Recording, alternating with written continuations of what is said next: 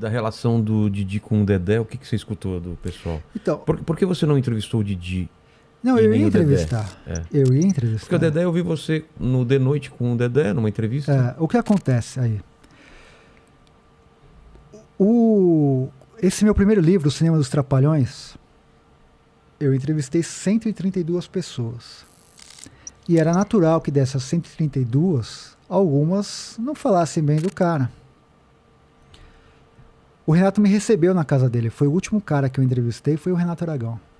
Fui na casa dele, cara. Puta, foi uma das maiores emoções da minha vida. Ir lá na casa dele, chegar lá, ver aquele rapazinho, porque a televisão, você idealiza os caras, né? Você fala, esse cara é um cara... Chegou lá, o Rafael, eu falei, puta que pariu, tô na casa do Renato Aragão, vim entrevistar o Renato Aragão. Eu fiquei quase 2 horas entrevistando ele pra esse livro. Ele elogiou minha pesquisa. Pro livro, não pro livro. documentário. Ele elogiou minha pesquisa. Falou, tô aqui com as portas abertas. Falei, Renato, eu tenho muito mais coisa ainda para falar dos Trapalhões. Eu quero escrever mais livros, quero fazer mais coisas, como de fato eu vou fazer, né? Eu lancei essa das HQs, vou lançar essa biografia em primeira pessoa e tenho outros projetos dos Trapalhões, porque eu acho que é um tema infinito. Então ficou uma imagem muito boa. Criamos uma imagem muito boa. Essa biografia que eu fiz a matéria para a Folha conta com 2 depoimentos meus nesse livro dele. Eu falo do cinema e falo das HQs. E ele usa meus 2 livros como fonte bibliográfica do livro dele. Tá. Só que eu acho que foi a partir daí que a coisa desandou. Talvez ele não tenha aceitado bem o fato de eu ter falado mal do livro dele. Ele não soube separar o jornalista do fã. E o que acontece? A esposa dele, a Lilian Aragão, é assessora de imprensa dele. É a que manda na agenda dele. E ela não manja nada de comunicação. Absolutamente nada. Ela não é da área, ela não é do métier. E muito dessa imagem ruim do Renato Aragão se deve a ela.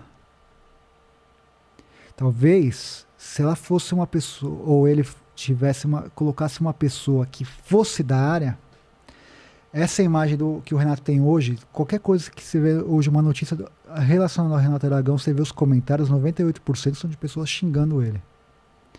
Um cara que fez tanto pelo país, assim, em termos de cinema, televisão, formou quantas e quantas pessoas. É um cara que hoje, se ele tivesse que sair na rua, ou uma notícia que fosse, todo mundo tinha que falar, porra, o Renato, o cara é um gênio e tal. Hoje a maioria das pessoas xingam ele. Por quê? Ele tem uma imagem que é uma imagem ruim. E essa imagem ruim, muito em razão da esposa dele. Vou citar alguns exemplos. Eu participei do Persona em Foco, que é um programa da TV Cultura que homenageia determinado artista. Já passou por lá Tarcísio Meira, grandes caras da teledramaturgia. O Dedé foi um dos homenageados e eu fui um dos entrevistadores. Esse programa é homenageado e ficam 2 entrevistadores.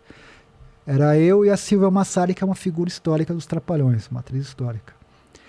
E aí no final, durante o programa, eles chamam pessoas para mandar uma mensagem, sabe?